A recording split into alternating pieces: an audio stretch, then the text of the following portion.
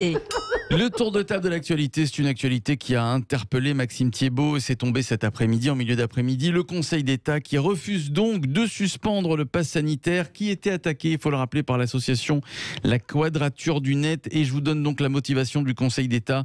Il a refusé de suspendre le pass sanitaire, estimant qu'il ne portait pas une atteinte grave et illégale aux droits des personnes. Maxime, bonne décision ou pas? C'est une décision bien construite du juge des référés.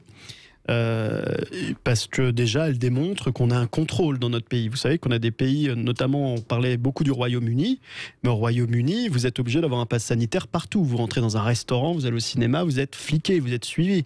Vous avez beaucoup de jeunes qui essaient de trafiquer en mettant le mode avion, etc. sur leur téléphone, c'est complexe.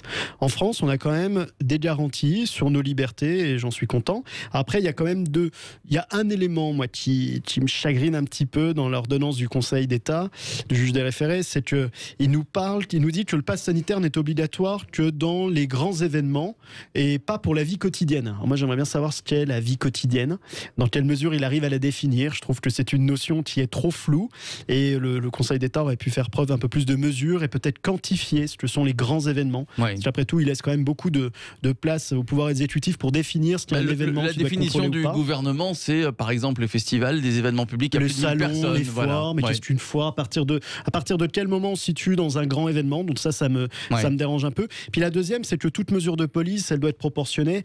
Et même dans une grande foire, si vous avez une foire, mais que vous avez 10 hectares pour organiser cette foire, vous n'avez pas nécessairement besoin de mettre en place ce pass sanitaire, parce que les gens vont pas se contaminer. Donc moi, j'aurais préféré que le Conseil d'État vienne dire attention, que dans des situation très particulière où il y a peu de mètres carrés et beaucoup de personnes. Et deuxièmement, que s'il y a cette nécessité à le mettre en place parce qu'il y a des preuves scientifiques comme quoi la contagion est plus importante. Et là, le Conseil d'État ne s'est pas aventuré sur ce terrain-là et ça me dérange un petit peu. Après, sur le plan des informations, c'est très instructif parce qu'on arrive à voir comment ça fonctionne réellement, ce pass sanitaire, et on voit en réalité que le pass sanitaire ne va pas donner l'information aux policiers si vous êtes vacciné ou pas. Il va simplement dire que vous êtes valide, c'est-à-dire que vous n'êtes pas un danger entre guillemets parce que vous avez fait un test PCR ou bien parce que vous êtes fait vacciner, mais le policier ne saura pas. Deuxièmement, il n'y a pas de transmission des informations qui sont sur votre téléphone à un serveur central qui permettra ensuite un traitement par l'État.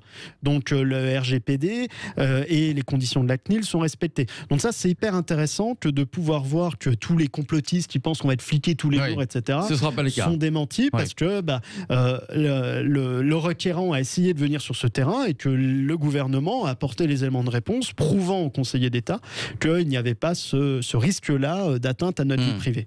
Donc cette décision est fort intéressante et moi me rassure par rapport au débat qu'on avait pu avoir. Et c'est vrai qu'on le disait, Philippe Bilger, donc du coup, et il nous le confirme Maxime Thiébaut, ce ne sera pas une discrimination envers les non-vaccinés puisque de fait on ne le sera pas. Tout à fait. Si c'est parce que vous êtes positif à un test PCR ou c'est parce que vous n'êtes pas vacciné tout simplement. Philippe.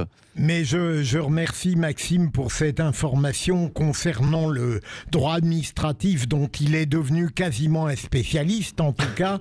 Non mais vraiment, je suis tout à fait convaincu par son argumentation.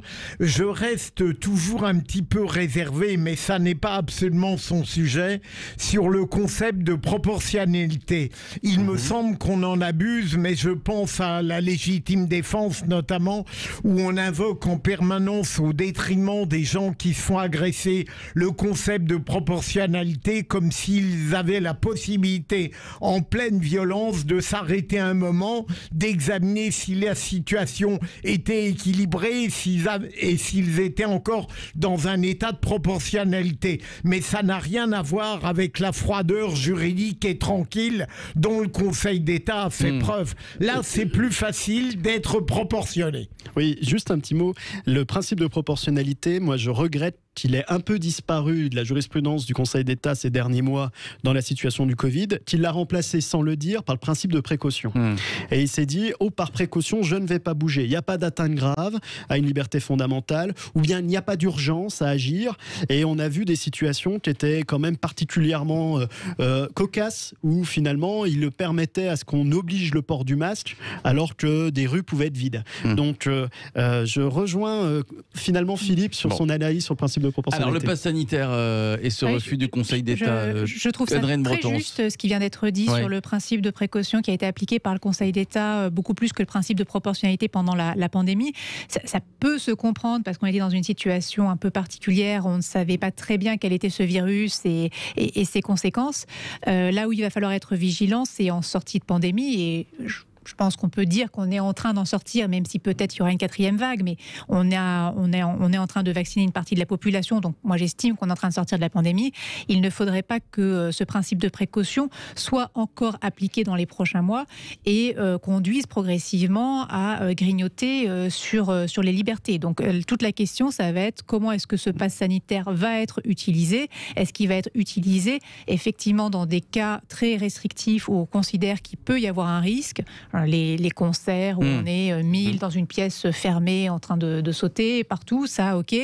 Le pass sanitaire dans des endroits ouverts ou dans des endroits espacés, il ne faut pas non plus que ça devienne un usage général du pass sanitaire dans nos sociétés qui s'installe progressivement. Donc espérons qu'on reviendra à un principe de proportionnalité et pas à un principe de précaution comme ce qu'on a vécu ces derniers mois. Et en tout cas, heureusement, c'était l'objet de nos débats il y a quelques mois, le pass sanitaire pour les commerces et les restaurants. Évidemment que ça n'a pas eu lieu, en tout cas en France. Dans d'autres pays, c'est pas le cas. Mais ce ne sera pas généralisé, a priori. Ce sera pas généralisé. Le sens, il faut savoir que le Conseil d'État, le juge des référés, n'intervient pas comme ça. Ils travaillent entre eux quand même, ils discutent entre conseillers d'État.